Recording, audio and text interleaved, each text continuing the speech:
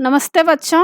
आज मैं आप लोगों को क्लास 12 वितान का तीसरा पाठ अतीत में दबे पांव, जो कि ओम थानवी जी द्वारा लिखा गया है, इसका मैं इजी रूप में एक्सप्लेनेशन करने जा रही हूँ और एग्जाम के लिए नीचे प्रश्न उत्तर भी दिया गया है। तो इससे पहले बच्चों मैं क्लास 12 आरोह और वितान का सारा वीडियो बना चुकी हूँ। फुल एक्सप्लेनेशन, समरी और क्वेश्चन आंसर, उन सबको देखने के लिए आप ऊपर दिए गए आई बटन पर क्लिक करके देख सकते हैं, या नीचे दिए गए डिस्क्रिप्शन बॉक्स में देख सकते हैं, या प्लेलिस्ट में जाकर देख सकते हैं। और बच्चों, आप मुझे इंस्टाग्राम, फेसबुक और ट्विटर पर भी फॉलो कर सकते हैं। तो पाठ शुरू करते हैं। अतीत में दबे पांव। अखंड भारत में 20वीं शताब्दी के तीसरे दशक में प्राचीन सभ्यता की खोज में 2 स्थानों पर खुदाई का कार्य किया गया। वर्तमान समय में ये दोनों स्थान पाकिस्तान के अंतर्गत हैं। पाकिस्तान के सिंध प्रांत में मोहनजोदड़ो और पंजाब प्रांत में हड़प्पा नाम के 2 नगरों को पुरातात्विक क्षेत्र के विद्वानों ने खुदाई के बाद सिंधु घाटी सभ्यता का पता लगाया। मोहनजोदड़ो का परिचय। मोहनजोदड़ो और हड़प्पा संसार के प्राचीनतम नियोजित शहर माने जाते हैं। मोहनजोदड़ो का अर्थ है मुर्दों का टीला है। यह नगर मानव निर्मित छोटे मोटे टीलों पर आबाद था। इस नगर की सभ्यता के नष्ट होने के बाद इसे यह नाम मिला। यह सिंधु घाटी सभ्यता के परिपक्व दौर का सबसे उत्कृष्ट नगर है। खुदाई के बाद इस नगर में बड़ी तादाद में इमारतें, सड़कें, धातु पत्थर की मूर्तियां, चाक पर बने चित्रित भांडे, मोहरें, साजो सामान और खिलौने आदि मिले हैं। तो इसमें यह बताया गया है कि खुदाई के बाद कितने चीज मिले हैं। मोहनजोदड़ो अपने दौर में सभ्यता का केंद्र था। संभवतः यह इस क्षेत्र की राजधानी था। यह शहर 200 हेक्टेयर में फैला था। 5000 वर्ष पूर्व यह एक महानगर था। इस नगर में सैकड़ों मील दूर हड़प्पा नामक नगर था, जिसके साक्ष्य रेल लाइन बिछने के समय नष्ट हो गए थे। नगर और रचना। यह नगर मैदान में नहीं है, अपितु टीले पर बसा था। ये टीले प्राकृतिक नहीं अपितु मानव निर्मित है। इसमें कच्ची पक्की ईंटों से धरती की सतह को ऊंचा उठाया गया है। यह कार्य सिंधु के पानी से बचाव के लिए किया गया था। यह नगर भले ही आज खंडरों में बदल गया है, किंतु इसके स्वरूप का अनुमान आसानी से लगाया जा सकता है। इसकी गलियां, सड़कें, कमरे, रसोई, खिड़की, चबूतरे, आंगन, सीढ़ियां आदि इस नगर के सुंदर नियोजन की कहानी स्वतः ही कह देते हैं। यहाँ की प्रायः सभी सड़कें सीधी है या फिर आड़ी। आज के वास्तुकार इसे ग्रिड प्लान कहते हैं। सिरे पर बने बौद्ध स्तूप के पीछे गढ़ और ठीक सामने उच्च वर्ग की बस्ती है। इसके पीछे 5 किलोमीटर सिंधु नदी बहती है। दक्षिण में कामगारों की बस्ती है।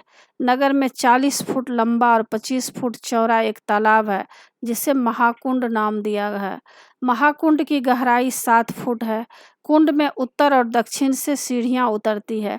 उत्तर दिशा में 8 स्नान घर हैं, जिसमें किसी का भी द्वार दूसरे के सामने नहीं खुलता। 3 और साधुओं के कक्ष हैं।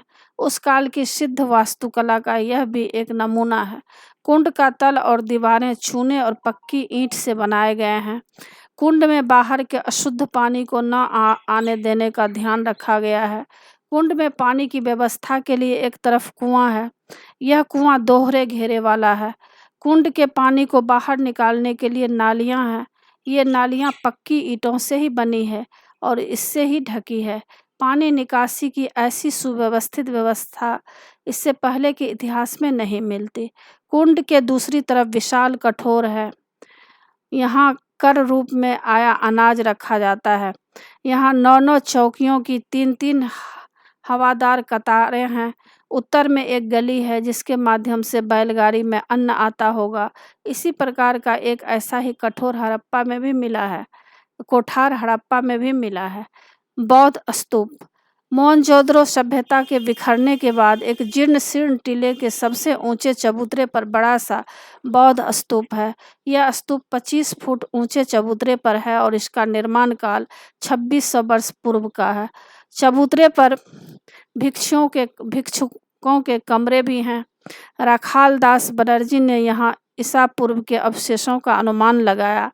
इसके बाद भारतीय पुरातत्व सर्वेक्षण के महानिदेशक जॉन मार्शल के निर्देश पर खुदाई का कार्य आरंभ हुआ।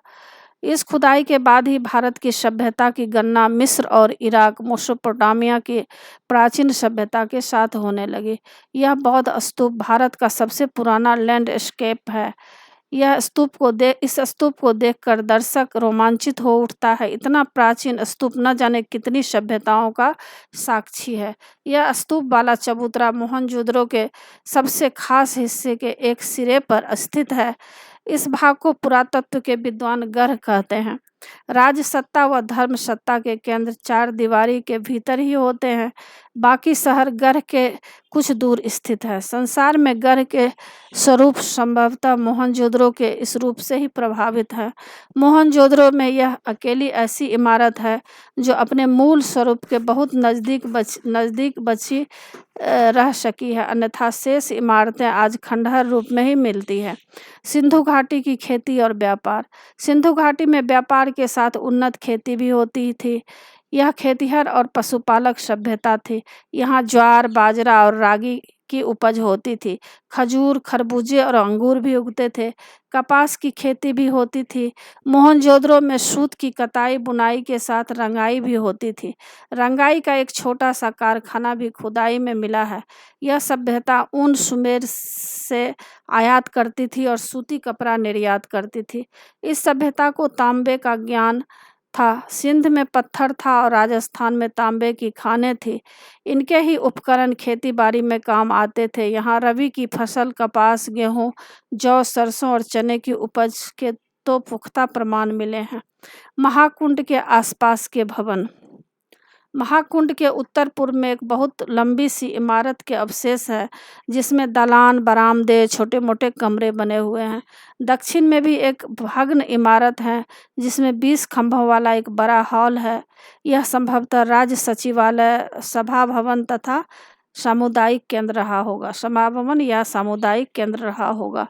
गढ़ की चार दीवारी के बाहर छोटे छोटे टीले हैं जिन पर बनी बस्ती को लेखक ने नीचा नगर कहा है। पूरब में रईसों की बस्ती है। इस बस्ती में बड़े बड़े घर हैं, चौड़ी सड़कें हैं, कुएं भी अधिक हैं। मोहनजोदड़ो की खुदाई कराने वाले पुरातत्ववेताओं के संक्षिप्त नाम से मोहल्ले बन गए हैं, जैसे डीके हल्का, दीक्षित, काशीनाथ की खुदाई। डीके हल्का, डीके के नाम पर दो हल्के हैं। डीके हल्का सबसे महत्वपूर्ण है। शहर की मुख्य सड़क फर्स्ट स्ट्रीट यहीं पर है। यह बहुत लंबी सड़क है। अब तो आधा मील बची है। इसकी चौड़ाई 33 फुट है। इस सड़क के दोनों ओर घर हैं, किंतु किसी भी घर का दरवाजा सड़क की ओर नहीं है। उनके दरवाजे अंदर गली में हैं। मुख्य सड़क की ओर पीठ है। किसी के घर जाने के लिए पहले मुख्य सड़क से सेक्टर की गली में जाना पड़ता है। सड़क के दोनों तरफ समांतर ढकी हुई गलियां हैं। हर घर में स्नान घर है। खुली नालियां भीतर बस्ती में भी है। घर का पानी पहले घर की हौंदी में आता है, फिर सड़क की नाली में। बस्ती के भीतर 9 से 12 फुट चौड़ी सड़कें हैं। बस्ती में कुएं हैं। पूरे मोहनजोदड़ो में लगभग 700 कुएं हैं। सिंधु घाटी की यह सभ्यता नदी, कुएं, कुंड, स्नानागार और बेजोर पानी निकासी के कारण जल संस्कृति कही जा सकती है। डीजी हल्का, बड़ी बस्ती में पुरातत्व शास्त्री काशीनाथ दीक्षित के नाम पर एक हल्का डीकेजी कहलाता है। यहाँ घरों की दीवारें ऊंची और मोटी है। शायद यहाँ 2 मंजिले मकान रहे होंगे। कुछ दीवारें में छेद हैं, जिससे अनुमान लगाया जा सकता है कि शायद ये सहतीर के छेद हो। सभी घर 1:2:4 की भट्टी की पकी ईंटों से बने हैं। यहाँ पत्थर का प्रयोग नगण्य है। छोटे बड़े सब घर एक पंक्ति में है। अधिकतर 30 गुना 30 फुट के हैं। कुछ इनसे 2 गुने व 3 आकार के भी हैं। वास्तुकला प्राय सभी की एक जैसी है। एक घर मुखिया का घर कहलाता है। इसमें 2 आंगन और 20 कमरे हैं। बड़े घरों में ऊपर की मंजिल के निशान है। छोटे बड़े सभी घरों में कमरों का आकार प्राय छोटा है, जिससे यह अनुमान लगाया जाता है कि शहर की आबादी ज़्यादा रही होगी। छोटे घरों में छोटी संकरी सीढ़ियाँ हैं, जिसके पायदान ऊंचे हैं। शायद यह जमीन की तंगी के कारण हो। घरों की खिड़की व दरवाजों पर छज्जे नहीं हैं। नहर के चिन्ह भी नहीं मिले हैं। लगता है उस काल में बारिश खूब होती थी, कुओं की अधिकता थी। कभी पानी के अभाव में इलाका उजरा होगा।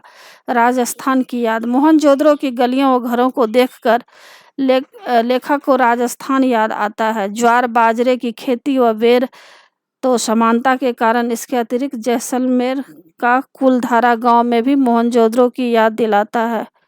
इस गांव के निवासी अपने राजा से तकरार के कारण सारा गांव खाली कर चले थे। पीले पत्थरों से बना यह सुंदर गांव अपने बाशिंदों की मनोप्रतीक्षा कर रहा है।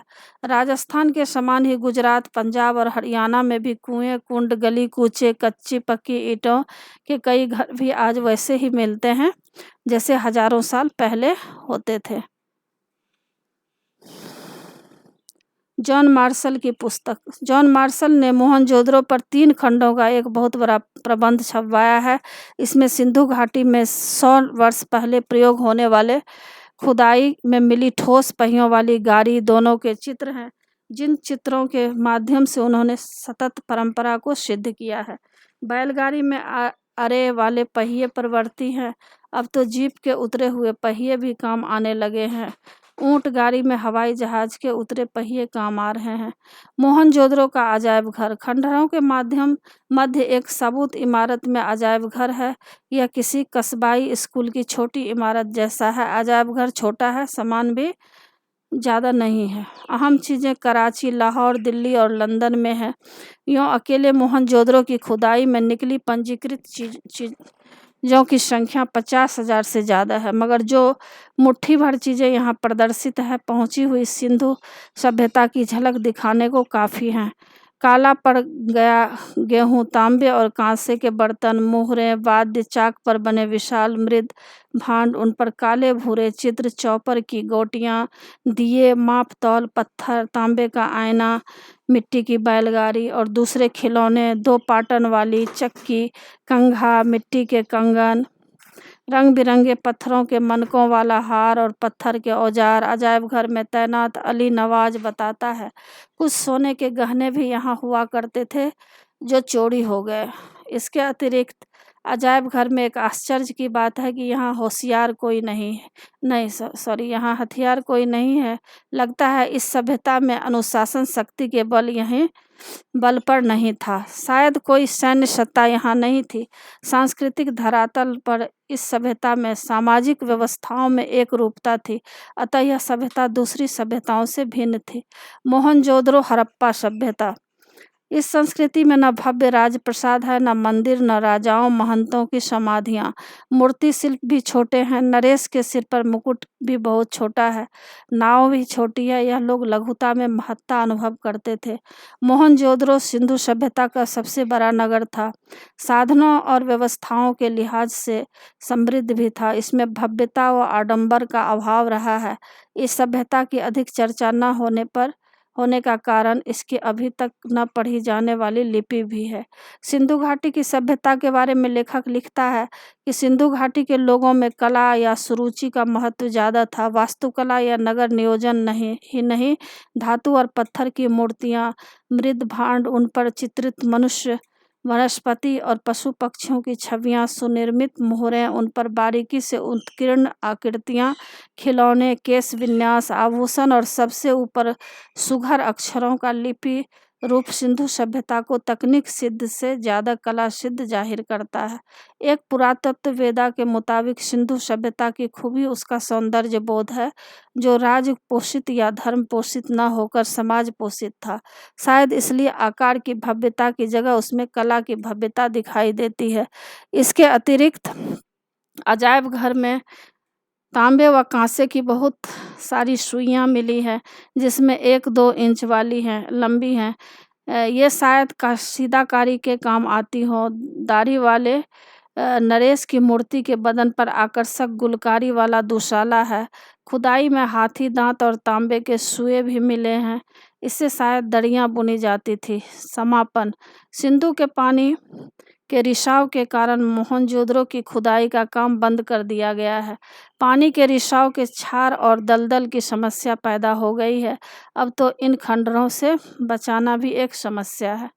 तो यह इजी एक्सप्लेनेशन था और अभी मैं प्रश्न उत्तर इसका पढ़ाने जा रही हूँ। पहला प्रश्न है, सिंधु सभ्यता साधन संपन्न थी पर उसमें भव्यता का आडंबर नहीं था, कैसे? उत्तर, सिंधु सभ्यता साधन संपन्न थी। यहाँ सुनियोजित नगर थे, पानी की अच्छी व्यवस्था थी, सड़कें छोटी व चौड़ी दोनों प्रकार की थी। वे खेती करते थे, इनको तांबे का ज्ञान था, वे अपने सामान का निर्यात भी करते थे। कांसे के बर्तन, चाक पर बने विशाल मृद भांड, उन पर बने चित्र, चौपर की गोटियां, तांबे का दर्पण, कंघी, मनके वाले हार, सोने के गहने उनकी संपन्नता के सूचक हैं।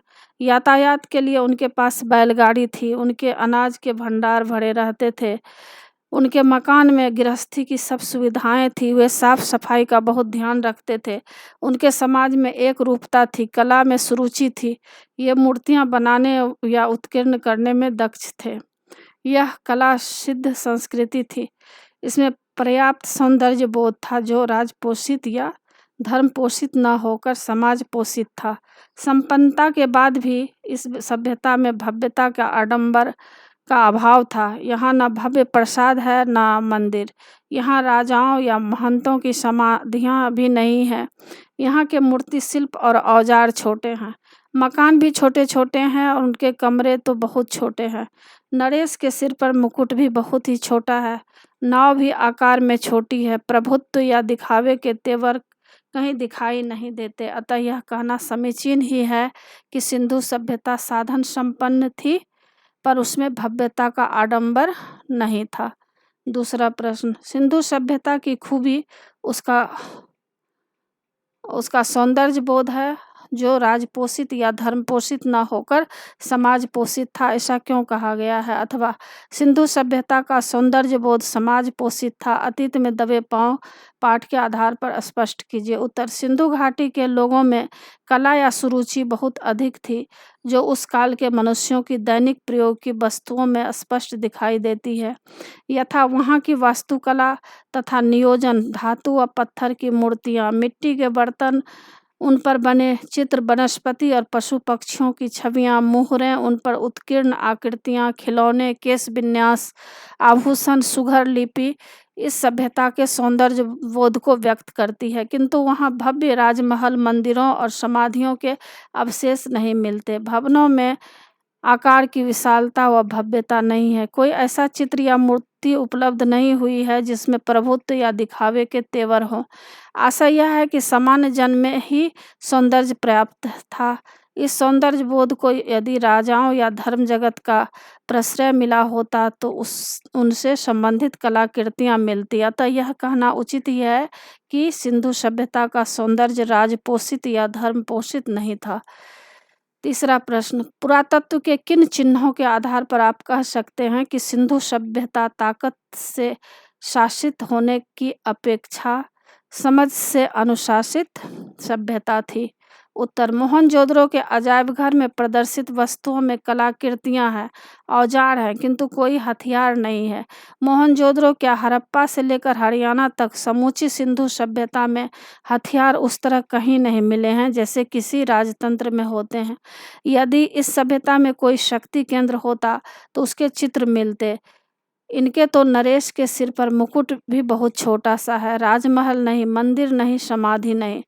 इससे यह अर्थ निकलता है कि इस सभ्यता में सत्ता का कोई केंद्र नहीं था, अनुशासन स्वयं का था, ताकत के बल पर आधारित नहीं था। इन आधारों पर ही पुरातत्वविद यह मानते हैं कि कोई सैन्य सत्ता शायद यहाँ न रही हो। इस समाज में एक रूपता थी, सभी नागरिक अपनी समझ से अनुशासित थे।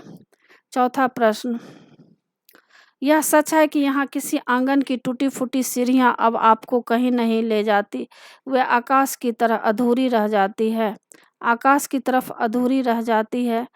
लेकिन उन अधूरे पायदानों पर खड़े होकर अनुभव किया जा सकता है कि आप दुनिया की छत पर हैं, वहाँ से आप इतिहास को नहीं उसके पार झांक रहे हैं।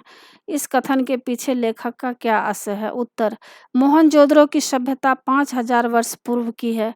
हमारे पास लिपिबद्ध इतिहास चौथी सभ्यता ईसा पूर्व से ही है। इस दृष्टि से देखें तो सिंधु सभ्यता वर्तमान इतिहास की आयु से दोगुनी उम्र की है। मोहनजोदड़ो के खंडहरों से मिली सीढ़ियों पर पैर रखकर हम किसी छत पर तो नहीं जा सकते, किंतु जब इन सीढ़ियों से बचे हुए पायदानों पर पैर रखते हैं तो हमें इस बात का गर्व अनुभव होता है कि जब शेष संसार में सभ्यता का सूर्य उदित भी नहीं हुआ था, उस समय हमारे पास सिंधु घाटी की सुसंस्कृत एवं उन्नत सभ्यता थी, जिसमें मोहनजोदड़ो से विशाल एवं सुनियोजित महानगर थे। हम संसार की सभ्यता के शिरोमणि हैं। हम इतिहास के पार देखते हैं कि इस सभ्यता को विकसित होने में कितना समय लगा होगा। आज के सुनियोजित नगरों के लिए मोहनजोदड़ो एक आदर्श है, एक मॉडल है। तनिक ध्यान देकर देखें कि घरों के दरवाजे यदि मुख्य सड़कों की ओर न खुलते हों तो न तो सीलिंग की जरूरत पड़ेगी और न बुलडोजर की। 5वां प्रश्न: टूटे फूटे खंडहर सभ्यता और संस्कृति के इतिहास के साथ साथ धड़कती जिंदगियों के अनछुए समयों का भी दस्तावेज होते हैं। इस कथन का भाव स्पष्ट कीजिए। उत्तर: मोहनजोदड़ो व हड़प्पा के टूटे फूटे खंडहरों को देखने के बाद प्रत्येक भारतीय के मन में यह भाव उत्पन्न होना स्वाभाविक है कि आज से 5000 वर्ष पूर्व ही हमारे पूर्वज एक विकसित सभ्यता एवं संस्कृति के आधार पर भारत में निवास करते थे। ये खंडहर उस संस्कृति की रहन सहन व्यवस्था के साथ ही उन पूर्वजों के जीवन के ऐसे क्षेत्रों में भी परिचय कराते हैं जिनसे अभी तक हम परिचित थे। मन में यह भाव रहता है कि कल तक लोग यहाँ रहते थे, हम इसी सभ्यता के परंपरा के हैं। कभी ये हमारे ही घर थे, किंतु विडंबना है कि आज हम दर्शक मात्र रह गए हैं। इन खंडहरों में खड़े होकर हम कल्पना करते हैं कि हजारों साल पहले यहाँ जीवन की चहल पहल थी, एक सुरुचिपूर्ण संस्कृति थी। ऐसा लगता है मानो यहाँ के निवासी अभी कुछ समय पहले ही घर छोड़कर गए हैं। ये खंडहर उस प्राचीन सभ्यता के ठोस प्रमाण है। 6ठा प्रश्न है: इस पाठ में एक ऐसे स्थान का वर्णन है जिसे बहुत कम लोगों ने देखा होगा, परंतु इससे आपके मन में उस नगर की एक तस्वीर बनती है। किसी ऐसे ऐतिहासिक स्थल जिसको आपने नज़दीक से देखा हो का वर्णन अपने शब्दों में कीजिए। उत्तर: इस पाठ में मोहनजोदड़ो का चित्रात्मक वर्णन है, जिसे भले ही हमने नहीं देखा है, फिर भी वहाँ के मकान, स्तूप, सड़क, गली नालियाँ, चित्रकारी, कलाकारी आदि के चित्र हमारे मानस में भी बनते हैं। मैं भी आपको एक ऐसे ऐतिहासिक स्थल की दृश्यावली दिखाता हूँ जो शायद आपने नहीं देखा हो। मध्य प्रदेश में मांडू का किला ऐतिहासिक धरोहर है। दिल्ली से इंदौर पहुंचकर कार द्वारा मांडू पहुंचा जा सकता है। क्षेत्रफल की दृष्टि से यह एशिया का सबसे बड़ा किला है, जो 77 वर्ग किलोमीटर में फैला हुआ है। इसकी ऊंचाई समुद्र तल से 850 मीटर है। यह किला रानी रूपमती व राजा बाज बहादुर के प्रेम, संगीत, बोध, रहन सहन, कला आदि का प्रमुख वक्ता है। किले के एक ओर थोड़ी दूर हटकर नर्मदा नदी है। किले को ऊपरी मंजिलों में पानी पहुंचाने की व्यवस्था देखकर तो आश्चर्य होता है। रानी रूपमती प्रतिदिन नर्मदा के दर्शन करती थी, जो उसकी भक्ति भावना को व्यक्त करती है, क्योंकि नर्मदा भारत की 7 पवित्र नदियों में से एक है। रानी रूपमती व बाज बहादुर संगीत प्रेमी थे। बाज बहादुर के महल में ऐसी संगीतशाला थी कि जहां बिना माइक के आज भी पूरे भवन में आवाज़ पहुंचती है। यह भवन की बनावट की विशेषता है। उस काल के वास्तुविद कितने कुशल होंगे कि महल के ऊपर से बिना माइक राजा का संबोधन किले की जनता सुन लेती थी, और जनता की फरियाद भी नीचे से इतनी ऊंचाई पर राजा के पास पहुंचती थी। हमने भवन में गाना गाकर भी देखा और ऊपर खड़े होकर खेत में काम करने वाले किसानों से बातचीत भी की। इस किले की महत्ता जहाज महल के कारण भी है। इस महल के दोनों ओर सरोवर है, अतः यह जहाज महल कहलाता है। रानी रूपमती और बाज बहादुर के महलों को देखने के बाद ही हम जहाज महल गए। इस महल में एक हिंडोला महल है। इसके खंभे झुके हुए हैं। ये खंभे नीचे से चौड़े, ऊपर से संकरे हैं, अतः भीतर की ओर झुके हुए हैं। इसी कारण इसे हिंडोला महल कहते हैं। इन दोनों महलों के मध्य चंपा बावरी है, जिसके भूमिगत मार्ग को अब बंद कर दिया गया है। महलों के मध्य में भी हमाम महल है, जिसका निर्माण ऐसा है जिसमें गर्म और ठंडा पानी नालियों में बहता हुआ स्नान घर तक पहुंचता था। यहाँ स्टीम बाथ की भी सुविधा थी। सभी भवनों में नीचे से ऊपर पानी नालियों द्वारा पहुंचता था। 7वां प्रश्न है, नदी, कुएं, स्नानागार और बेजोर निकासी व्यवस्था को देखते हुए लेखक पाठकों से प्रश्न पूछता है कि क्या हम सिंधु घाटी सभ्यता को जल संस्कृति कह सकते हैं? आपका जवाब लेखक के पक्ष में है या विपक्ष में, तर्क करें। उत्तर, मोहनजोदड़ो के निकट बहती हुई सिंधु नदी नगर में कुएं, स्नानागार और बेजोर निकासी व्यवस्था को देखकर लेखक ने सिंधु घाटी की सभ्यता को जल संस्कृति कहा है। हमारा मत भी लेखक के पक्ष में है, जिनके निम्न कारण है। पहला, संसार के महत्वपूर्ण नगर जल स्रोतों नदी आदि पर स्थित है। मोहनजोदड़ो के निकट ही सिंधु नदी बहती थी। दूसरा, जल निकासी की ऐसी व्यवस्था तो आज के भी नगरों में प्राय नहीं दिखाई देती। प्रत्येक नाली पक्की ईंटों से बनी है और साथ ही ईंटों से ढकी हुई भी है। आज के नगरों और कस्बों की बदबदाती नालियाँ क्या कभी मोहनजोदड़ो जैसी बन पाएगी? तीसरा, पीने के पानी के लिए नगर में लगभग 700 कुएं थे। चौथा, बहुत बड़े बड़े मकान न होकर छोटे छोटे आकार वाले तथा उसमें भी छोटे छोटे कमरे वाले भवन थे, जिससे अधिक से अधिक जनता को आवासीय सुविधा उपलब्ध हो सके, लेकिन सब मकानों में अलग स्नान घर थे। इन विशेषताओं को देखकर कह सकते हैं कि सिंधु घाटी सभ्यता जल संस्कृति का उदाहरण है। 8वां प्रश्न है, सिंधु घाटी सभ्यता का कोई लिखित साक्ष्य नहीं मिला है, सिर्फ अवशेषों के आधार पर ही धारणा बनाई गई है। इस लेख में मोहनजोदड़ो के बारे में जो धारणा व्यक्त की गई है, क्या आपके मन में इससे कोई भिन्न धारणा व भाव भी पैदा होता है? इन संभावनाओं पर कक्षा में समूह में चर्चा कीजिए। उत्तर, सिंधु घाटी सभ्यता के विषय में जानकारी मोहनजोदड़ो व हड़प्पा की खुदाई से मिले अवशेषों के आधार पर किए गए अनुमानों की है। अनुमान तो अनुमान है, उनकी सत्यता या असत्यता पर तर्क वितर्क स्वाभाविक है। उदाहरण के लिए लेखक कहता है कि मोहनजोदड़ो के टीले मानव निर्मित है। यह भी संभव है कि प्रकृति निर्मित रेत के टीलों को कच्ची पक्की ईंटों से ढक दिया गया हो। स्तूप को 26 सदी पूर्व का बनाया गया है, किंतु लेखक ने उनके समय निर्धारण को कोई आधार नहीं बताया है, अतः समय आगे पीछे हो सकता है। जिन इमारतों में सभा भवन व ज्ञानशाला की कल्पना की है, उसमें भी संदेह के लिए गुंजाइश है। अनुमान लगा लिया कि तब समाज में संपन्न वर्ग, कामगार वर्ग व इतर वर्ग थे। इसका आधार केवल 2 प्रकार के मकान है। मात्र कल्पना है कि इतर वर्ग के मकानों के अवशेष नहीं रहे हैं। आयात निर्यात की बात भी अनुमान पर आधारित है। नगर में 700 कुओं की बात केवल कोरा अनुमान है। कुओं से सिंचाई के साधन का कोई चिन्ह नहीं मिला है, यह कोरा अनुमान है। तो इसी के साथ बच्चों पाठ की समाप्ति होती है। आशा है आप लोगों को सारा पाठ अच्छी तरह समझ में आ गया होगा और एग्ज़ाम के लिए तैयार कर लीजिएगा। और बच्चों, आप मेरे चैनल देवज नागरी को ज़रूर सब्सक्राइब कीजिएगा और सब्सक्राइब के बगल में बेल आइकन बटन है, उसे क्लिक कीजिएगा, लाइक कीजिएगा और शेयर कीजिएगा। कमेंट्स ज़रूर कीजिएगा कि आपको यह पाठ कैसा लगा। नए पाठ के साथ फिर मैं मिलूँगी बच्चों। धन्यवाद।